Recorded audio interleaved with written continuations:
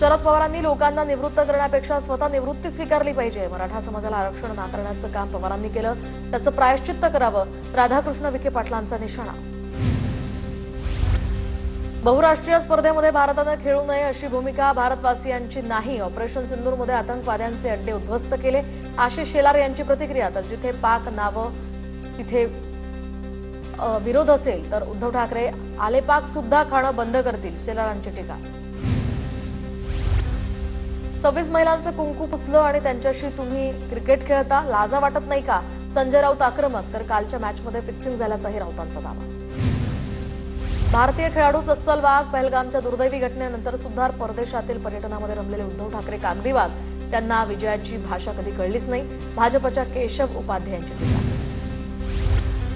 बाळासाहेब हयात असताना जर दोन्ही भाऊ एकत्र आले असते तर त्यांना खूप आनंद झाला असता, उद्धव ठाकरे आणि राज ठाकरे यांच्या युतीवर स्मिता ठाकरेंचं भाष्य। अजित पवार आज बीड जिल्ह्यामध्ये मुक्कामी असणार, उद्या मराठवाडा मुक्तीसंग्राम दिनानिमित्त ध्वजारोहणाचा कार्यक्रम। अहिल्यानगर बीड परळी वैद्यनाथ रेल्वे मार्ग प्रकल्पाचं सुद्धा उद्घाटन होणार। रत्नागिरीमध्ये ओबीसींच्या मागणीसाठी निघालेल्या मोर्चातनं घरी परतत असताना एका कार्यकर्त्याचं हृदयविकाराच्या झटक्यानं निधन। रत्नागिरी पंचायत समिती उपसभापती आणि सामाजिक कार्यकर्ते सुनील नावले असे या मृत व्यक्तीचं नाव। कॅबिनेट मंत्री छगन भुजबळांच्या दालनामध्ये आज ओबीसी उपसमितीची बैठक। दुपारी 1:30 वाजता या बैठकीचं आयोजन। बावनकुळेंसह इतर सदस्य सुद्धा या बैठकीत राहणार उपस्थित। दरम्यान हैदराबाद गॅझेट अंमलबजावणीवरून ओबीसी वर्गात सध्या नाराजी। पुण्यामध्ये अजित पवारांच्या राष्ट्रवादीचा स्वबळावाचा नारा, तर माजी नगरसेवकांना तयारीला लागण्याचे आदेश। प्रत्येक मतदारसंघामध्ये जनसंवाद अभियान। अजित पवार पुण्याच्या मैदानात उतरले।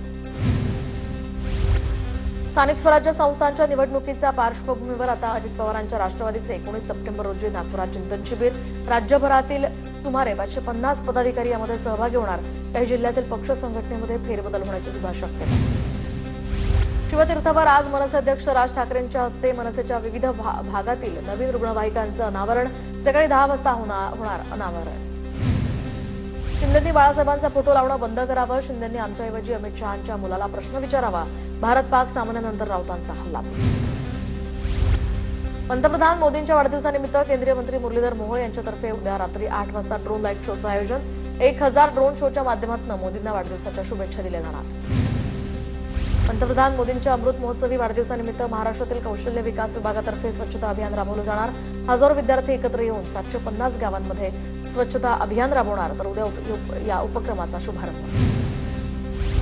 नवरात्रीनंतर राज ठाकरे कोकण दौऱ्यावर। वैभव खेडेकरांच्या अकालपट्टीनंतर राज ठाकरे कोकणात। मनसेचा नवा चेहरा